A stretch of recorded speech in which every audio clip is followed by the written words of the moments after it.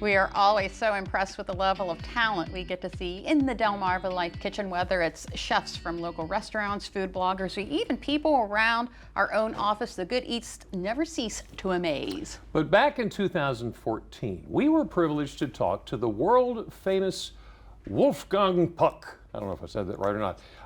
And then decided to try our hands at making one of his recipes. It's a light and healthy dessert. You're gonna get to see how it's put together in today's Monday Memory.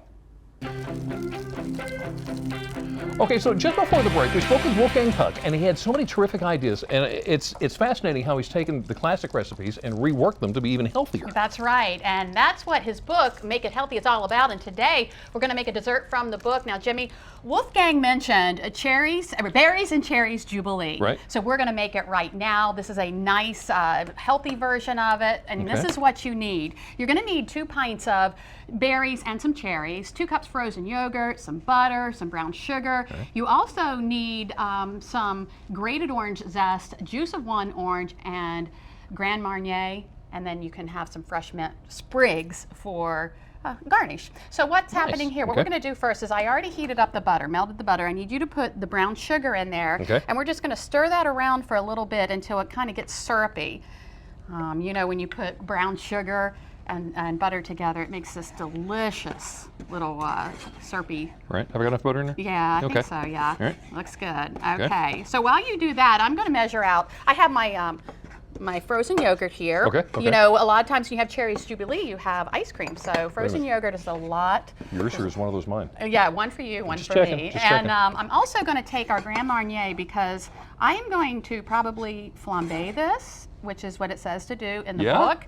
And the first time I tried it, it didn't quite work out that well. And then I read that you have to have your liquor, and in this case the Grand Marnier, hot.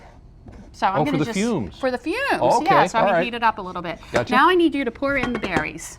And what I did, these, you know, you can use fresh berries when they're in season, and a lot of berries are coming into season, but I just went ahead and used frozen mixed vegetables, and it doesn't, I mean, mixed berries, it doesn't matter which berries you use. Vegetables will change the flavor. Yeah, vegetables, you don't want to do that. I just went ahead and used the frozen ones, and I got a bag of like frozen sweet black cherries. The sweeter the better. So what you're going to do is you're going to cook that up and let it get kind of syrupy, and your berries get See, this is the only reason this is the only reason she lets me in the kitchen, because she knows I'm going to be the one to make the mess. Yeah. You want your berries to be nice and soft. Okay. All right. So while you're doing that, I'll let everyone know there are several ways you can get the shopping list and instructions on how to make this recipe. You can send a self-addressed stamped envelope to 1729 North Salisbury Boulevard, Salisbury, Maryland 21801. You can also go to DelmarvaLife.com and click on the show tab, or call us at 443-880-9116. You want to make sure that you let us know you would like the recipe for the Berries and Cherries Jubilee. How you coming there? I think it's working. It's working? It's going? Okay. So once you get that cooked up to where you want it to be, that's when you add your orange zest and was this yeah, that's the orange zest. That's about a teaspoon of orange zest. Just go ahead and put that in there. Not a whole lot. Not a whole lot. And then you're going to add the juice of 1 whole orange. So just cut that bad boy in half. Oh, and squeeze it? And squeeze it in there. Here, I'll take this from you and stir this in while you're doing that. And we figured out that if it's got seeds, the best way to do is squeeze it upside down, Squeeze it upside down, yeah. I'll try not to get it on you.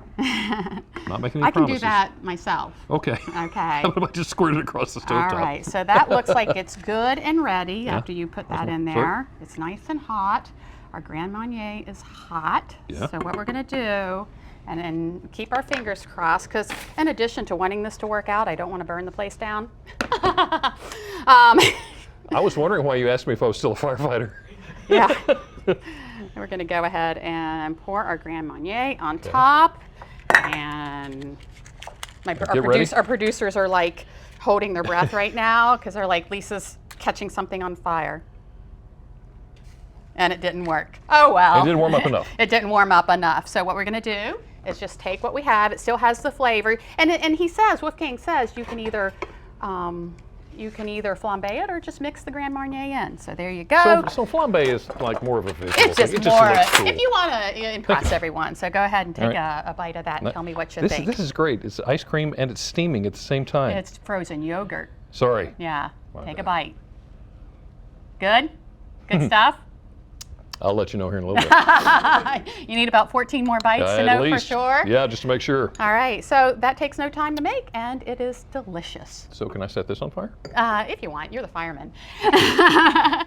Well, I don't know if it was the Puck level of Exactly. getting it done, but It was good enough. it was good enough. That's all we can do. I don't know who that hairless guy on the chin was, but 2014. Oh, that long, beautiful hair I Right? had back then. Oh, well.